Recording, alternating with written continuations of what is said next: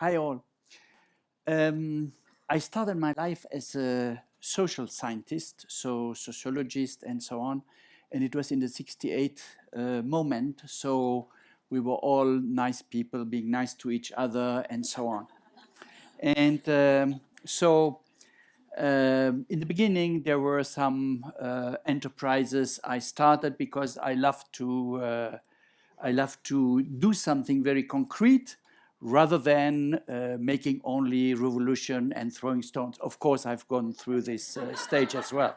But, um, but after this, a couple of years later, it was for me a little bit boring. You know, 68 was over, it was 79 now and 80. And then I said to myself, well, being poor and earning little money because the companies, nobody was to invest in a little company at this time, at least not in Switzerland, because Switzerland is very conservative. And so I said to myself, there is an attraction to money, and I would like to earn some money. And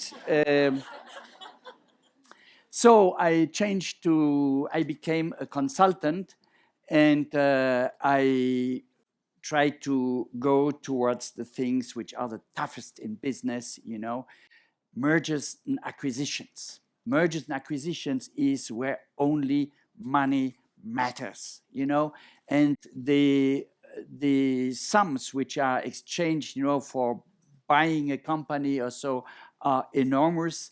And a little thing of this money is then for you as a consultant or initiator of this thing.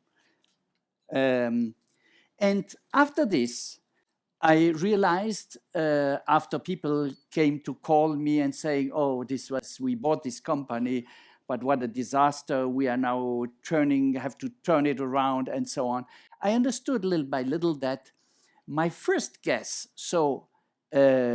on soft factors, the first things I did were the most important ones. I realized this in this moment, that money is not all, and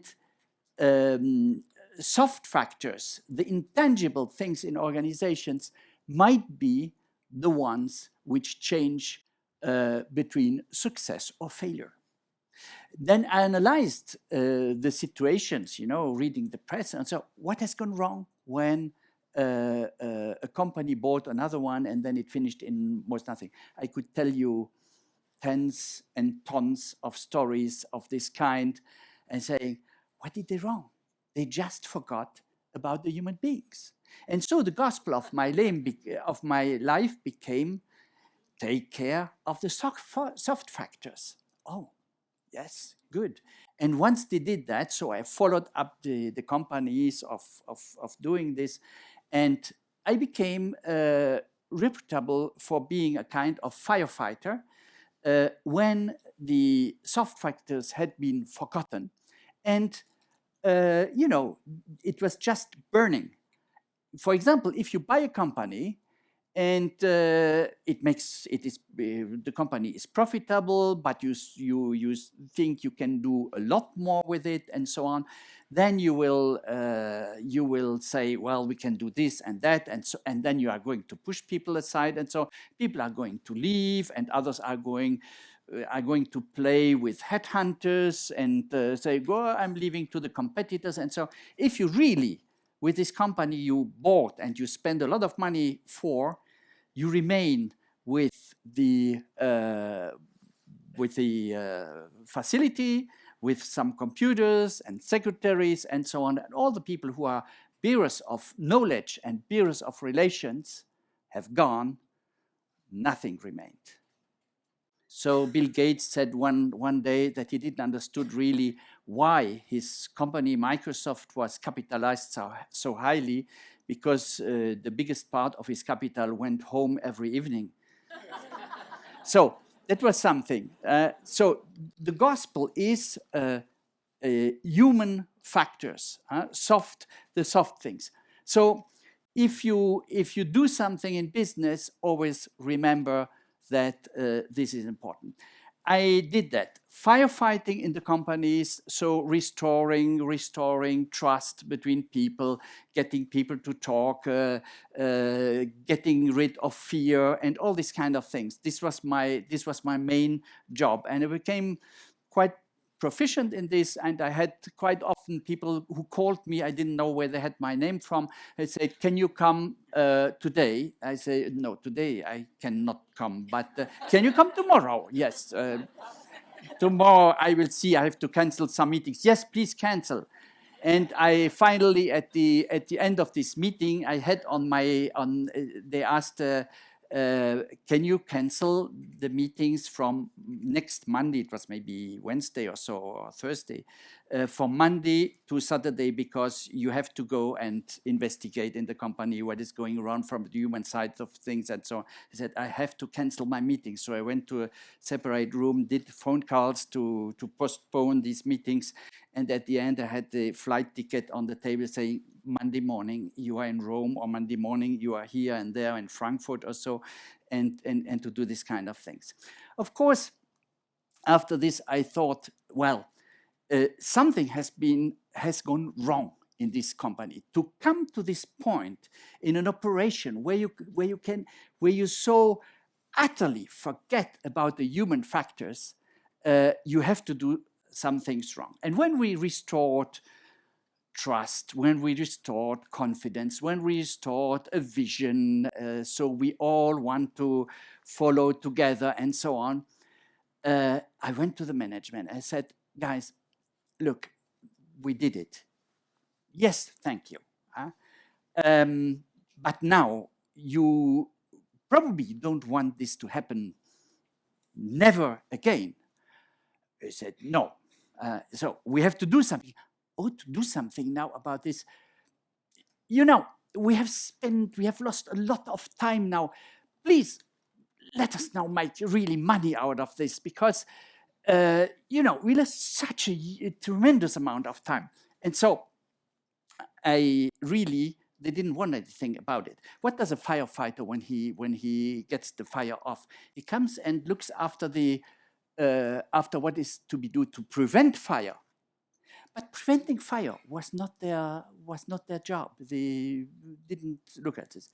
At this point, after having lived or gone through this for several times, I said to myself, well, they are all guys of my generation. So the guys of my generation, you can't do anything really interesting with them.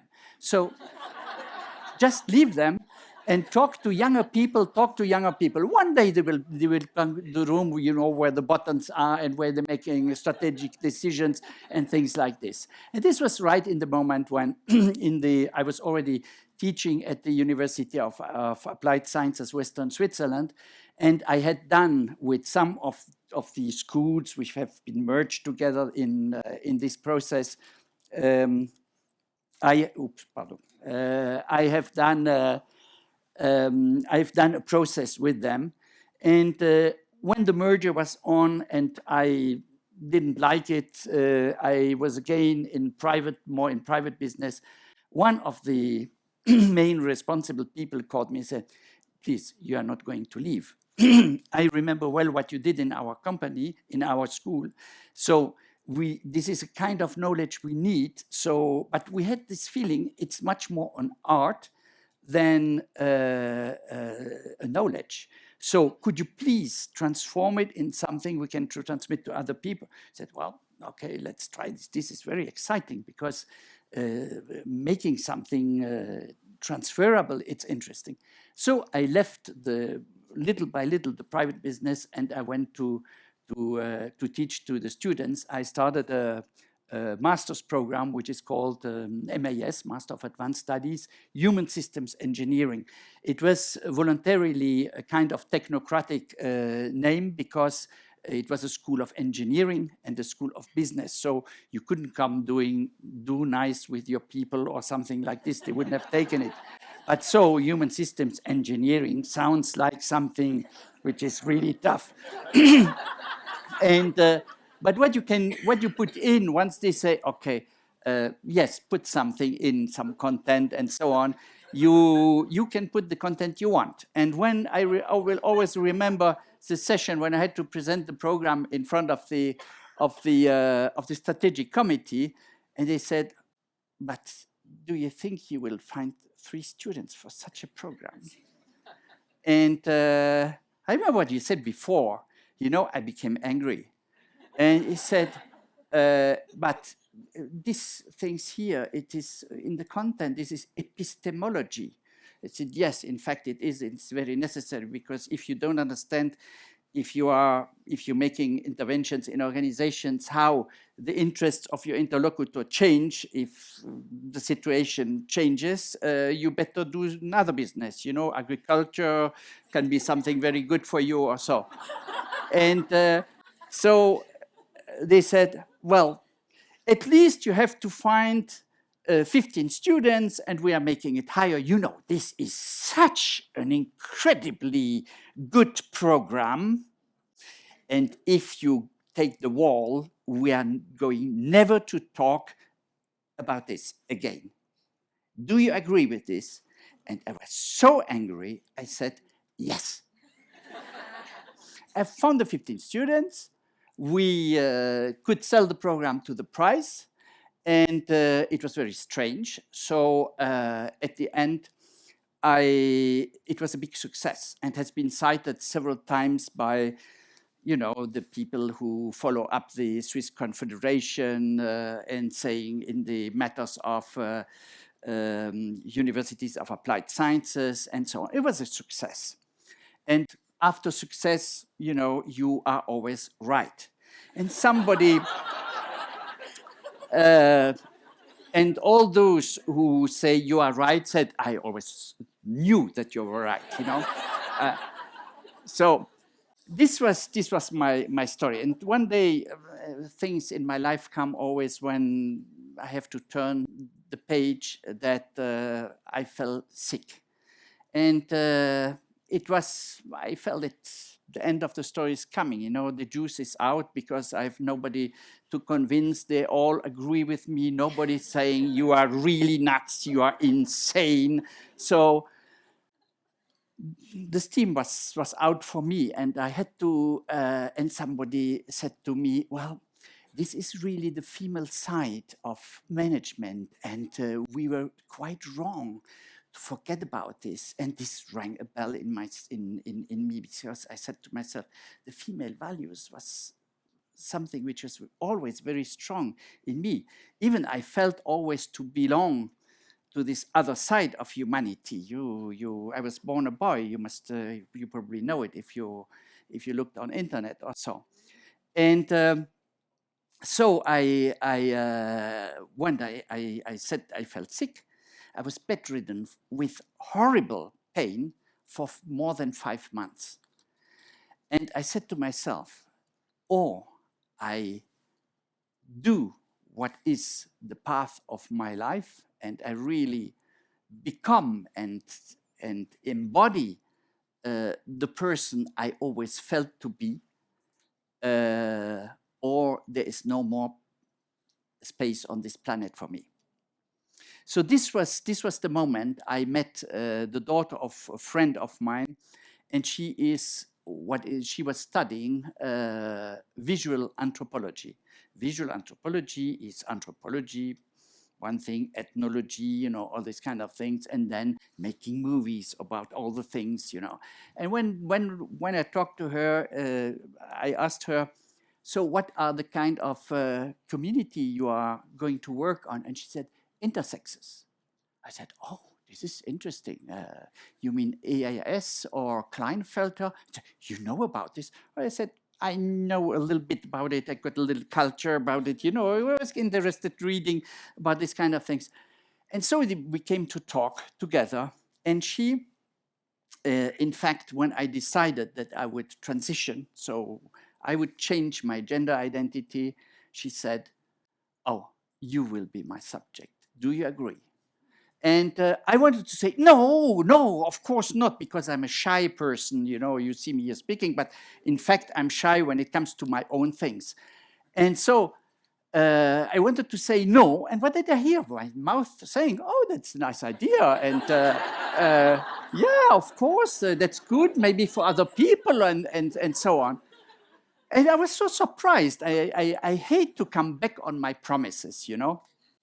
So I went on my way, and what happened then? She made the movie, and about it, the movie was then put on television in the Swiss French area of Switzerland, in the Swiss Italian part of Switzerland. It was sold. The newspapers wrote about it. That the professor of the University of Applied Sciences Western Switzerland transitioned and things like this. And what happened then? The interesting thing was that, for instance, the traffic engineer of one of the Swiss cities, the city council told him, you want to transition, we are going to fire you. And in my university, they have managed this in a very professional way. So there was no thoughts about firing me or things like this. Also, that would have put a revolution amongst the students, professors, and the wider public, and so on. And once my story became known, he could transition. They told him, okay, you can do. We see that this kind of evolutions in the stories are not as, you know, as vulgar or, you know, as we have in our minds. And this is the momentum when what you do in your life, whether you like it or not, but what you do becomes inspiring for other people or resolves problems. This, in my view, is momentum. So the metaphor here of this ball hitting on others, you don't see the immediate effect on the ball which is hit on, but the effect goes somewhere else. And this is, in my view, also momentum. So whatever we do, go for it, and it will be worthy, or it will be useful for other people. And this was the message. Go for it. Thank you very much.